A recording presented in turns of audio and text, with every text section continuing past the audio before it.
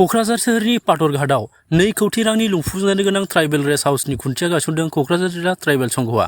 आसाम सोरखारनि directorate of tribal एफेयार्सनि गेजेरजों क'क्राझार जिल्लायाव मोनफुंनो हानाय 2 कौटि रांनि ट्राइबेल रेस्ट हाउसखौ लुफुंनायनि थांखिजों ट्राइबेल रेस्ट हाउसनि गाहाय खुन्थियाखौ दिनै गायसननाय जायो। दिनै फुंबिलिनि समावनो मोनसे जर'खा हाबाफारिनि गेजेरजों लुफुंजानो गोनां बे ट्राइबेल रेस्ट हाउसनि गाहाय खुन्थियाखौ गायसननानै होयो 30 नं सानजा क'क्राझार बिधानसभा बियाबनि एमएलए लरेन्स इस्लारिया। दिनैनि बे गाहाय खुन्थिया गायसननाय हाबाफारियाव क'क्राझार जिल्ला ट्राइबेल संघनि आफादगिरि अनिल चन्द्र औवारी, गाहाय नेहाथारि समजित बसुमतारिजों लोगोसे गुबुन गुबुन बिबाननि बिबानगिरिफोरा बाहागो लायो। हाबाफारिनि सोमोन्दै एमएलए लरेन्स इस्लारि आरो क'क्राझार जिल्ला ट्राइबेल संघनि आफादगिरि अनिल चन्द्र औवारीनि फोरमायथि।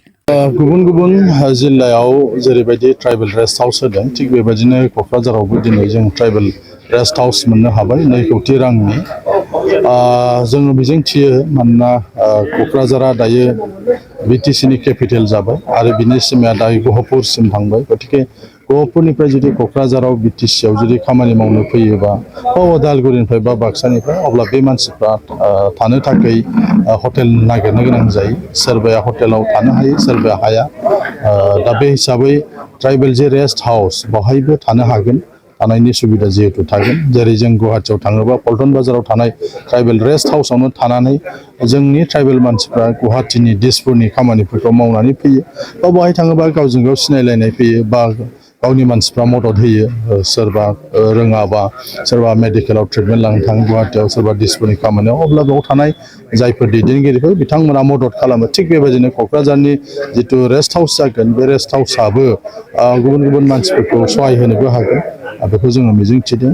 जेखि जाया मानो बावहाय जोंहा क'क्राझाराव ट्राइबेल संघनि खुनु हा हु गैयैनि थाखाय जोङो बेखौबो जोङो सुजुगखौ लानो हायाखैमोन। नाथाय दिनै बिटिसि सरकारा बिथांमोननो हा एलटमेन्ट होबाय आरो बे हा एलटमेन्ट मोननायावनो दायो बे न'खौ लुफुंनो नागिरदों। बेनिखायनो जों मिजिंथियो जे बे ट्राइबेल संघआ मोननाय जिथु ट्राइबेल रेस्ट हाउस बेखौ जाने आबुं मोनसे महर होयो बा बेखौ जोथोन लानो हायो।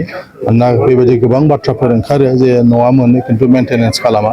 दा गुवाहाटिनाबो ट्राइबेल रेस्ट हाउसआ जोबोद मैलामोन, दा रिन'भेसन खालामनानै मोजां जाबाय। थिग बेबायदिनो बिथांमोनाबो जेन साखोन सिखोन लाखियो, जाहाथे मानसि थानो हानाय मोनसे मोजां आबहावा मोनो आरो बेयाव फैनाय मानसिफोरखौ जाहाथे मदद खालामनो थाखाय मोनसे बेबायदि हाबाफारि रनसायो। आं बेखौनो खावलायबाय आरो जायफ्रा बे ग्रेन्टखौ हरबाय बिथांमोनखौ आं बे समाव साबायखर। दिनै जों बेवहाय ज' जानानै जोंनि एमएलए सारखौ लिंहरनानै जोंनि बे अन्थाइ खाम्फा बेखेवनाय आरो न' खुन्थिया गायसननायाव मोनफुंनायखाय जों जोबोद खुसि। जों गोबां बोसोरनिफ्राय बेखौ आसा खालामदोंमोन। क'क्राझार टाउनाव ट्राइबेल रेस्ट हाउसनि नामै हाबो गैया न'बो गैया। जोंनि ट्राइबेल बिथांमोनहा बिटिसिआव फैनानै गोबां जायगायाव आलाय सिलाय थानायखौ जों खोनाबाय थायोमोन। हटेलावबो जायगा थोयैनि बारान्दाफ्राव उन्दुना थानानै हर थानाय खोनायोमोन। दिनै जोङो बेफोरखौ दुखु मोननानै गोबां आसा खालामबाय थादोंमोन जोङो सरकारनिफ्राय माबा मोनसे मोनोब्ला बे जायगायाव ट्राइबेल रेस्ट हाउस लुनो। नाथाय हानि खोथा जादोंमोन। हा गैयैयाव जोङो गोबाव बोसोर थानांदोंमोन। खिन्थु देग्लाय नागिरै जों दाखालि 30 अक्ट'बराव बे हाखौ एलटमेन्ट मोनबाय आरो 14 नभेम्बराव जोङो बेखौ एलटमेन्ट मोनबाय आरो बिदिनो जोङो दिनै एलटमेन्ट मोननाय लोगो लोगोनो बे न'खौ बे माबाया प्रजेक्टआ आगोलावनो पास जाखानायमोन। आगष्टनि 21 तारिखआवनो पास जाना दंमोन बे प्रजेक्टआ। नाथाय जों हा गैयैयाव बेखौ होथ'नो हायैयाव 30 अक्ट'बर हाबनाय लोगो लोगो बिथांमोना बेखौ मावनो आराम्भ खालामबाय, साफा सुफा खालामबाय आरो दिनै बे गायसननाय हाबाखौ मावबाय। जों आसा खालामबाय बे न'खौ लुखांनायनि उनाव जोंनि ट्राइबेल मानसिफ्रा आलाय आथोन जेरावबो थारलाबायाबालानो बेवहाय थाफैनानै गावसोरनि मावनांगौ हाबाफोरखौ मावनानै बेहाय रेस्ट लानानै मावफुंनो हागोन होननानै। आरो जों सानबावदों हायाथ' गोबां दंबावो। जोंनि ट्राइबेल मानसिनि थाखाय बे जोङो हौवासा गथ'फोरनि थाखाय हस्टेल लुनानै होनो, जाहाथे जोंनि इउनिभारसिटियाव फरायनो फैनाय दाथ' गुबुन क'क्राझाराव 6-7खानसो कलेज दङ।